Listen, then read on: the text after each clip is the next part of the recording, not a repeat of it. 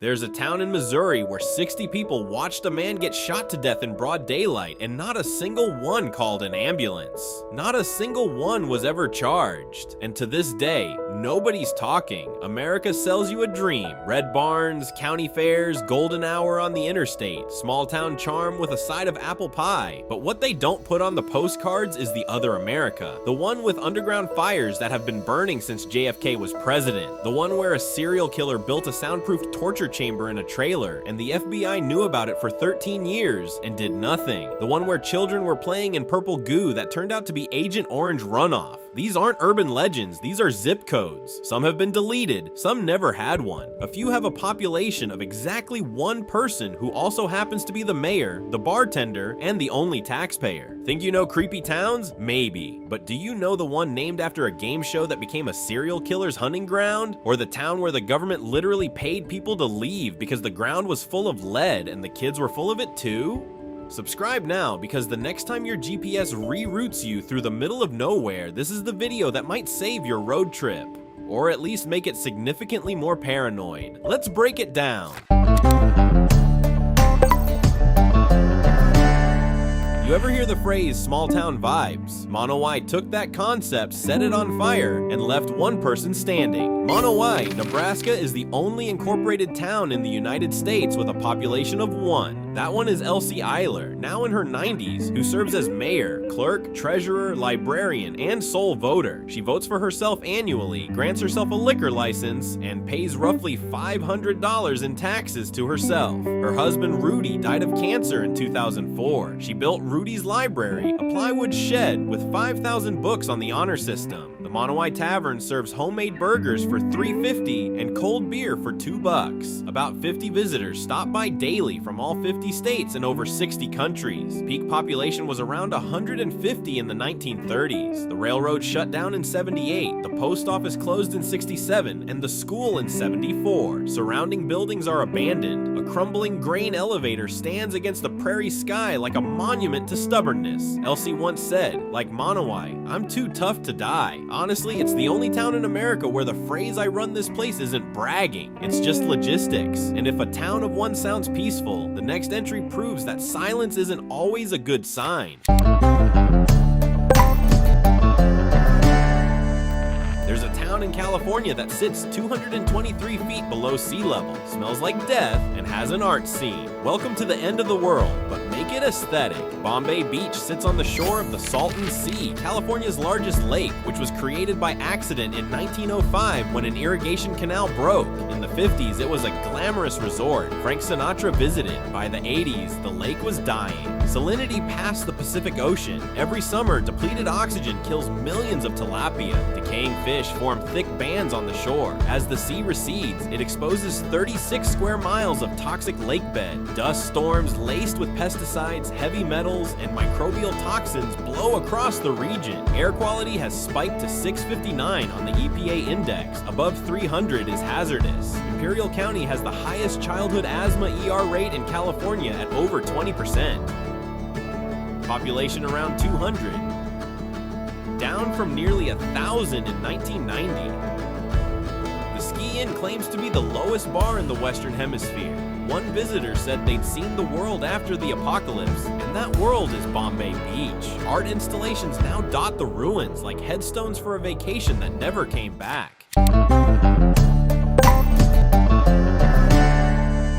There's a tunnel in Ohio where no trains run, no lights shine, and a local newspaper documented ghost sightings in 1895. Not Reddit, the actual newspaper. Moonville was a mining town deep in southeastern Ohio. Population peaked around 100 in the 1870s. The only way in or out was the railroad tracks, and walking them was lethal. At least 21 documented deaths in the narrow tunnel. The Chillicothe Daily Gazette reported on January 23, 1895, that the ghost of Moonville had returned, appearing in front of fast freight number 99 in a pure white robe carrying a lantern. In In 1981, the railroad installed a signal light because swinging lanterns in the middle of the track forced many trains to make emergency stops, only to see the light dissolve into the darkness. The last family left in 1947. Today you hike in through thick forest past broken foundations and a mossy cemetery. No roads, no cell service, no escape plan. One of the named ghosts is Baldy Keaton, known as the Bully, a violent drunk whose body was run over by at least 3 trains before anyone found it. Mothers told their children, don't stay out at night or the bully will get you. There's a reason Dudleytown isn't on your GPS. It's not a glitch, it's a warning. Founded in the 1740s by the Dudley family, legend says they carried a curse from an ancestor executed by Henry VIII. Settlers reportedly went mad, were killed by lightning, or banished. By the early 1900s, the village was fully abandoned. Trees grew over foundations. The air went still. No one rebuilt. Ed and Lorraine Warren declared it demonically possessed in the 1970s. Dan Aykroyd called it the most haunted place on Earth. The land sits inside Dark Entry Forest, which is the actual name. Dark Entry Forest. Like a rejected horror screenplay that got funded anyway, the property has been aggressively sealed since 1999. 8 filmmakers were arrested for trespassing in 2011. Visitors describe unnatural silence, no bird songs, a feeling of being sucked into something. After the Blair Witch Project release, trespassing surged so badly police patrol every Halloween. One Reddit thread described going on a dare. GPS died, camera glitched, heard nothing but wind, except there was no wind. If your town's children have 3 times the national average of lead in their blood, and the EPA's first plan is to clean the soil instead of move you, that's not a plan. That's a suggestion to keep suffering. Treece sat on the Kansas side of the Tri-State Mining District, right across from Picher, Oklahoma. Same mines, same toxic chat piles of lead, zinc, and cadmium towering over houses. Population was 149 in 2000. Congress finally allocated $3.5 million for a buyout in 2009. By 2012, 63 of 64 homeowners had sold. The last residents, Timothy and Della Busby, lived in a double-wide trailer. Timothy died in 2016 at age 54. The EPA tore up roads and dumped coarse rock to deter visitors. Today, only outlines of houses remain. Weeds cover former driveways. It's like someone hit undo on a town and the cursor just kept blinking. Perched on a 600-foot cliff above the Eagle River at 8,900 feet elevation, Gilman was evacuated by EPA order in 1984 due to toxic groundwater. The Eagle Mine Superfund site covers 235 acres with 8 million tons of mine waste. In 2012, a pipeline rupture released 400,000 gallons of contaminated water. Residents received eviction notices and left. Furniture, cars, and personal belongings still sit in houses and garages 40 years later. The town is visible from Highway 24, but strictly off limits as private property. Visitors describe main shaft elevators still sitting ready for ore cars, permanently locked at the top level. It's the kind of place where time didn't stop. It just forgot to tell anyone it was leaving. If your town is named after explosives and your biggest employer made the chemical weapon that destroyed Vietnam, your Chamber of Commerce should probably just close. Nitro, population around 6,300, was built for nitrocellulose production during World War I. The Monsanto chemical plant operated from 1929 to 2004, producing the principal component of Agent Orange and creating dioxin as a byproduct. On March 8, 1949, a pressure valve blew and sent a black mushroom cloud over the town. 120 employees were coated in black soot. Within days, workers developed chloracine, a severe disfiguring skin condition. Monsanto called it only an irritation of the skin. Dioxin was dumped into storm drains, streams, and landfills and burned in open fire pits. In 2012, Monsanto settled for $93 million, covering medical monitoring for anyone who lived or worked in Nitro between 1948 and 2010. The same chemical devastating rice paddies in Southeast Asia was being manufactured next to family homes in West Virginia. If your town is is named after an ancient Roman lead-making center, the irony writes itself, and then poisons your kids. The Doe Run Company operated America's last primary lead smelter here from 1892 to 2013. In 2001, street dust contained 300,000 parts per million lead, 750 times the hazardous level, with a visible metallic luster. Within a quarter mile of the smelter, 56% of preschool children had elevated blood lead. The 550-foot smokestack, same height as the Washington Monument, dominated the skyline for over a century. Doe Run negotiated a voluntary buyout of roughly 160 homes, the first company, a paid buyout in U.S. history. Approximately 150 homes were demolished. The smelter violated federal air standards for 25 consecutive years. Total legal settlement, $65 million. Cleanup is ongoing. Would you rather live downwind from a lead smelter or next to a town that's been on fire since Kennedy? Speaking of which, imagine your hometown caught fire in 1962 and never stopped. Not the houses, the ground beneath your feet. On May 27, 1962, a trash fire ignited a coal seam through an unsealed mine shaft. The fire has burned continuously for over 63 years, reaching 900 degrees underground and spreading across 400 acres. Engineers say it could burn another 250 years. In 1981, 12-year-old Todd Domboski nearly fell into a 150-foot sinkhole that opened beneath his feet, filling with lethal carbon monoxide. Congress allocated $42 million for relocation. Over 500 buildings were demolished. The Postal Service revoked the zip code. Route 61, the famous graffiti highway, was buried under dirt in 2020. Warning signs read, "Walking or driving in this area could result in serious injury or death." A 2013 settlement allows the last residents to stay until they die. Population under 5. How do you even insure a house in Centralia? You don't. Like this video because you now know about a town where the ground has been on fire longer than most of your favorite TV shows have existed. That's worth a like. Subscribe because the next entry involves a man who built a soundproof torture chamber in a trailer, and the FBI knew. Town that renamed itself after a game show in 1950 somehow became home to one of the most prolific serial killers in American history. You can't write this. David Parker Ray, the toy box killer, worked as a maintenance man in Truth or Consequences for decades while building a soundproofed semi-trailer equipped with surgical instruments, restraints, electric shock machines, and a custom chair. He kidnapped an estimated 4 to 5 women per year, holding each captive for months. Investigators believe he murdered 40 to 60 victims. No bodies have ever been recovered. His daughter tried to warn the FBI in 1986, alleging Ray was abducting and torturing women and selling them to buyers in Mexico. Nothing was done. On March 22, 1999, victim Cynthia Vigil escaped, running down the street wearing only a dog collar padlocked around her neck. A woman driving by locked her car door and sped away. Ray was sentenced to 223 years, but died of a heart attack in prison in 2002 before revealing where any bodies were hidden. The FBI dragged Elephant Butte Lake without success.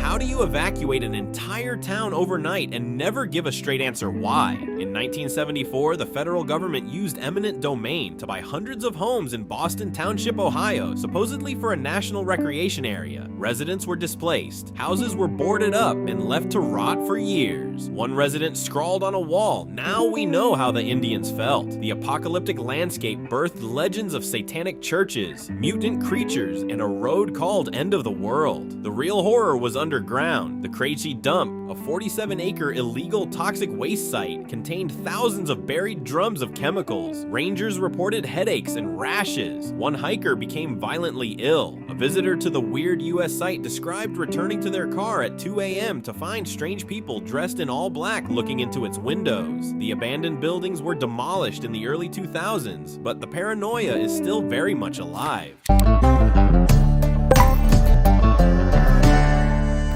On the night of June 9, 1912, someone entered the Moore house in Villisca, Iowa, and bludgeoned 8 people to death with the blunt side of an axe. 6 family members, ages 5 to 43. 2 overnight guests, ages 8 and 11. Josiah Moore received an estimated 30 strikes. The killer then went back upstairs and re-attacked already dead bodies. He covered all mirrors, draped cloth over windows, and locked the door behind him. The case was never solved. A traveling minister reportedly told fellow passengers there were 8 dead souls back in Villisca before the bodies were discovered. Today you can stay overnight in the murder house for $199. No plumbing, no electricity. 1912 conditions. Visitors report children's laughter, doors opening on their own, and toys moving. One visitor in 2014 saw a flash of light and woke up in a hospital. Population around 1,100. Town motto, apparently none. Vibe, maximum.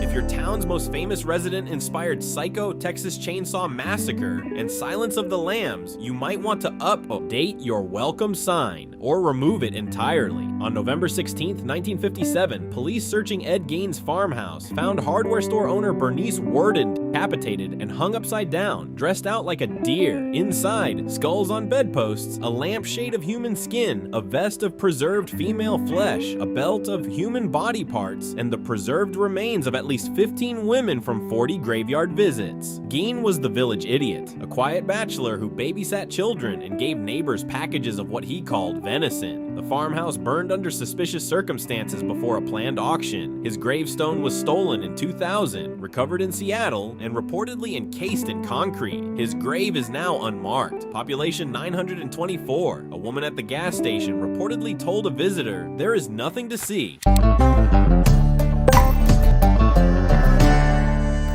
If your community has the highest per capita arson rate in the nation, and people are burned alive over neighbor disputes, that's not off the grid, that's off the planet. Slab City is an unincorporated squatter community on 640 acres of state-owned desert land, the concrete slabs of a decommissioned World War II Marine base. No running water, electricity, sewage, trash service, or official streets. Summer temperatures reach 124 degrees. Crystal meth is the most prevalent drug. Camps are deliberately burned to expel unwanted residents in what locals call burnouts. A 67-year-old man was burned alive. The murderer allegedly bragged about it at community coffee hour. Year-round population around 150, swelling to 4,000 in winter. Salvation Mountain, a massive folk art installation, is a major tourist draw. The greeter at the experimental art installation East Jesus once said, "This is what happens when you let mentally ill people build their own playground in the desert." Honest marketing, at least.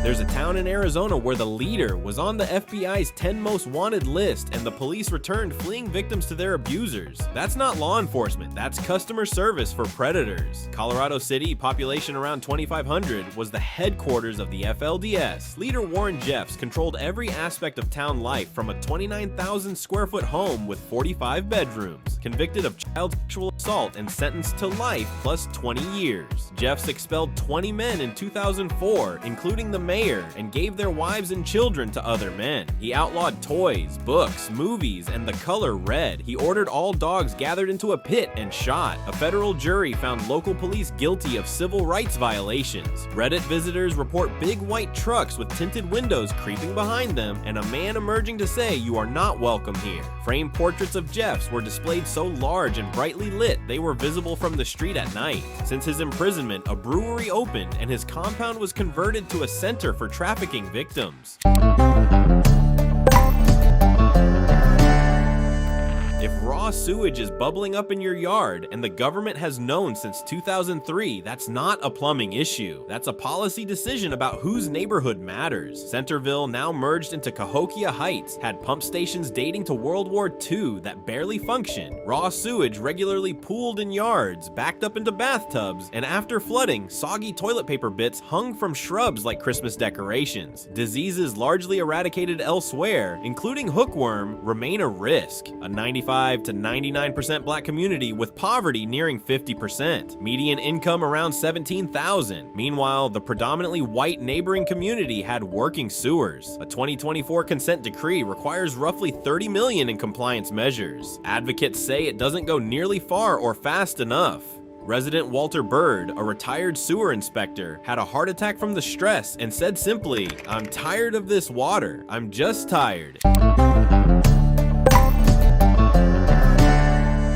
If your entire police department is 11 guys and your violent crime rate is 3.5 times the national average, the math isn't mathing. Population around 8,500, median income 23,000, 65% below the national median. 20% of households survive on less than 10,000 a year. Located in Phillips County, site of the Elaine Massacre of 1919, where white mobs killed an estimated 100 to 240 black sharecroppers who had organized for fair pay. One of the deadliest racial violence events in American history. One local said the crime rate has gone up and she doesn't let her children play outside anymore. When a town's most recent history mirrors its oldest trauma, that's not a cycle, that's a flat line. Your city goes bankrupt, stops paying pensions to elderly retirees, and fire hydrants don't work when houses are burning. The system didn't fail, it was never built. Prichard, population around 18,000, declared bankruptcy twice, 1999 and 2009. In 2009, the pension fund ran dry, and the city simply stopped paying 150 retirees. Elderly workers were forced back into menial jobs. Only 25 police officers cover 19,000 people. Nearly 60% of fresh water purchased by the city is lost to leaking pipes. When fires occur, firefighters sometimes watch because of low water pressure and faulty hydrants. Poverty rate 32%. Trees and brush grow in the middle of impassable roads. Population dropped 60% from its peak of 47,000. Prichard isn't collapsing loudly, it's dissolving quietly. There's a town in Missouri where children loved sliding in purple goo that turned out to be dioxin from Agent Orange production. They thought it was fun. It was a death sentence. Waste hauler Russell Bliss was hired to dispose of toxic waste. He mixed it with motor oil and sprayed it on 23 miles of unpaved roads for dust control throughout the early 70s. Dioxin levels reached 300 times the CDC safety threshold. On December 5th, 1982, the worst flood in the town's history spread dioxin everywhere. 2 days before Christmas, the CDC told residents their town was poisoned and not to return. Congress authorized the first federal buyout of a town in U.S. history. Total cleanup costs $250 million, including incinerating over 265,000 tons of contaminated soil. The site is now Route 66 State Park. The only surviving building is Steiny's Inn, now a visitor center. Almost all residents tested showed abnormalities in blood, liver, and kidney function.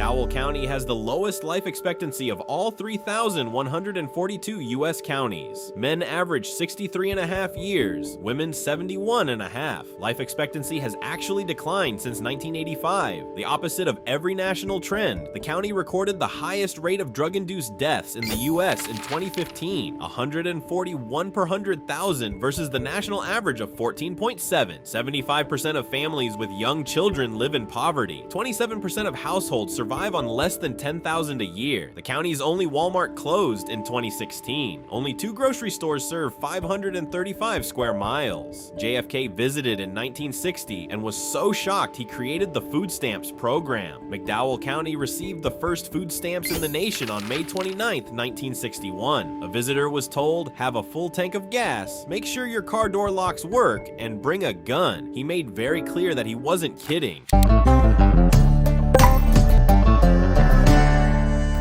If a census tract near a chemical plant has a cancer risk 50 times the national average, and a 400-student elementary school sits 1,500 feet from the fence line, that's not an oversight. That's geography as punishment. Reserve, Louisiana. The Denka plant emits 99% of the nation's chloroprene pollution. Fifth Ward Elementary School, 400-plus predominantly black children, sits within breathing distance. Chloroprene exposure at 400 to 700 times EPA's recommended maximum. Resident Robert Taylor, age 83, in and lead plaintiff in a federal lawsuit, watched his mother, sister, uncle, and nephew all die of cancer. In March 2025, the DOJ dropped the federal case against Denka. Nearby Mossville, founded in 1790 by formerly enslaved people, has been almost entirely bought out by a South African petrochemical company. Testing found residents had 3 times the national average of dioxins in their blood. Fewer than 800 remain from a peak of over 10,000. Property values in the white neighboring subdivision were 90% higher during buyouts. Sharon Levine, Goldman Prize winner, said, "We're dying from inhaling the industry's pollution. It's a death sentence." If one serial killer operates in your neighborhood, that's a tragedy. If 2 operate in the same neighborhood at the same time, that's a system that stopped looking. Population around 13,000, down 67% from its peak. Violent crime over 1,000 per 100,000, nearly 3 times the national average. Poverty rate above 40%. Median income around 22,000, roughly 30% of the national median. Ranked the 4th poorest city in the United States. Anthony Sowell, the Cleveland Strangler, was arrested on Halloween 2009 after police found 11 decomposing bodies in his home. Neighbors had blamed the smell on the sausage shop next door. After Sowell's arrest, a cold case unit pulled files on 75 unsolved female homicides and linked a second killer, Joseph Harwell, to additional murders using the same methods in the same area. NBC News put it simply, there are many places to hide a body in East Cleveland. There's a town in Oklahoma where 34% of children had elevated blood lead levels, and kids used to swim in streams that gave them chemical burns. And then a tornado came. Picher was part of the Tar Creek Superfund site. 178 million tons of lead and zinc mine tailings tower up to 200 feet high. Chat, the toxic mining waste, was used as fill for children's sandboxes. In 2006, the Army Corps found 86% of buildings sat on ground at imminent collapse risk. On May 10th, 2008, an EF4 tornado killed 6 and destroyed over 200 homes. The DHS secretary said it looked like a small nuclear bomb went off. No rebuilding funds were provided. The last resident, pharmacist Gary Linderman, died June 9th, 2015. $600 million spent on cleanup over 40 years, with another $178 million expected. The town was officially dissolved in November 2013. Cleanup won't be finished for another 50 years. Subscribe because you're 10 entries in and we haven't even gotten to the town where 60 people watched a murder and nobody talked. You're going to want to stick around for that one.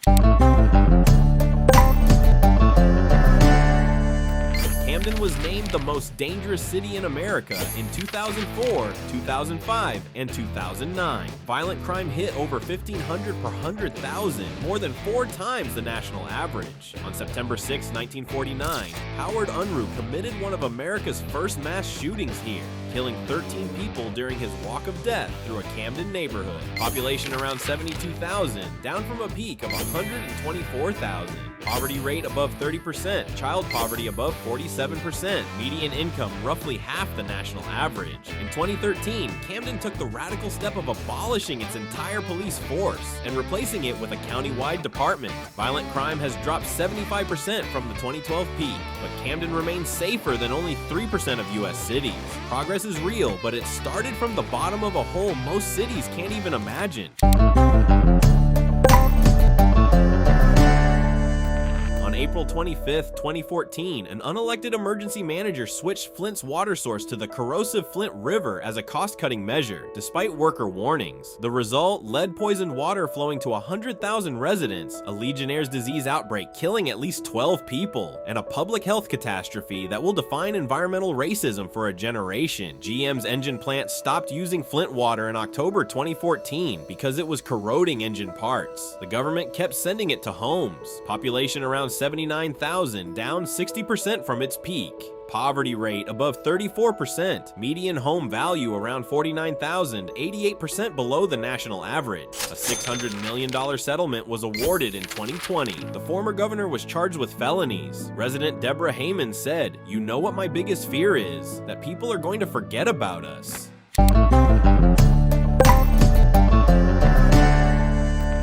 Gary was once called the Magic City, founded by U.S. Steel in 1906. Population peaked at 178,000. Today it's around 67,000. Over 13,000 abandoned buildings sit empty, roughly a third of all structures. In 1993, 110 killings gave Gary a murder rate of 91 per 100,000, triple Chicago's. The city was crowned murder capital of the United States. Violent crime still runs at nearly 900 per 100,000, 2.5 times the national average.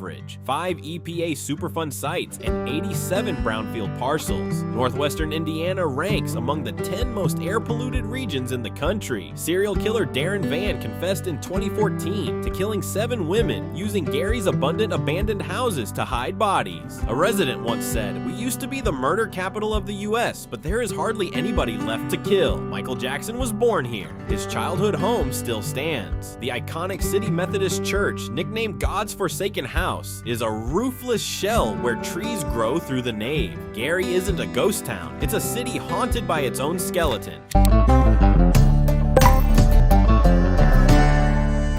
Per capita income, $8,768, the lowest in the United States. Poverty rate above 53% with effective estimates above 80. Unemployment at 89 to 90%. Life expectancy 66.8 years, the lowest of any community in the country, a full decade below the national average. Infant mortality 5 times the national rate. Teen suicide 4 times. An estimated 80% of residents suffer from alcoholism. The reservation, roughly the size of Connecticut, is patrolled by 33 officers. 5 to 6 cops cover the entire area at any given time, with response times exceeding an hour. In 2022 alone, 794 assault calls, 1,400 domestic violence calls, and 541 missing persons reports. The Wounded Knee Massacre happened here on December 29, 1890. U.S. soldiers killed 150 to 300 Lakota men, women, and children. OST President Frank Starr comes out, said, "We don't live in Indian country, we survive." At what point does a farming town of 245 people become the most unsettling place in America? When the silence isn't peaceful. It's strategic. Kenneth Rex McElroy terrorized Skidmore for decades, accused of assault, child molestation, arson, and cattle rustling. Indicted 21 times, convicted only once. He raped a 12-year-old girl, then married her at 14 to avoid prosecution after burning her parents' house down and shooting their dog. On July 10th, 1981, after a town meeting, 46 to 60 people surrounded McElroy's truck. He was shot dead by at least 2 firearms. His wife was screaming in the passenger seat. Nobody called an ambulance. Nobody was ever charged. The FBI investigated. Every witness said they didn't see anything, but Skidmore's curse didn't stop. In 2001, 20-year-old Branson Perry vanished while taking jumper cables to a shed. In 2004, Bobby Jo Stinnett, 8 months pregnant, was strangled and her baby cut from her womb. All 3 victims were connected by marriage. Reddit users describe the most creepy vibe from an actual town and say GPS stops working when you enter. Skidmore doesn't just have secrets, it has a system.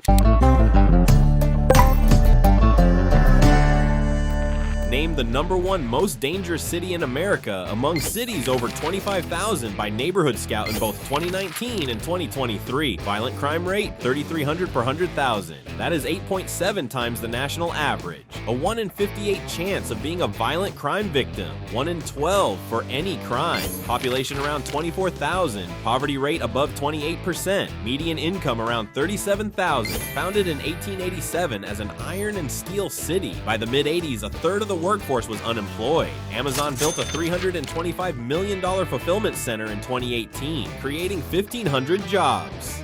Crime persists. A specialized task force recovered 140 stolen firearms in 1 year. Bessemer isn't on this list because of one headline. It's on this list because every year, every data set, it keeps showing up. Wait, didn't we already cover this one? Yes, but it deserves the top spot because no other town on this list combines all of these things at once. A name literally chosen as a publicity stunt, a serial killer who operated for decades with FBI awareness, an estimated 40 to 60 victims whose bodies have never been found, a daughter who reported her own father and was ignored, and a victim who escaped wearing nothing but a dog collar while strangers drove past without stopping. David Parker Ray died in prison in 2002. The FBI believes believes victims may be buried around Elephant Butte Lake. Multiple searches have found nothing. The families of the missing have no closure. Truth or Consequences continues as a quiet retirement and hot springs town of 6,000 people. It's not number one because it's collapsing. It's number one because the horror was invisible. It happened next door, behind a trailer door for years. And the town's name, chosen as a joke in 1950, turned out to be the most honest thing about it. Truth or Consequences. Pick one. Like this video because you just learned about 30 towns that America forgot, abandoned, or poisoned. That's worth a like. Subscribe because the next time your GPS reroutes you through the middle of nowhere and your phone signal drops and the town sign looks like it hasn't been repainted since the Cold War, you'll remember this list and you'll keep driving.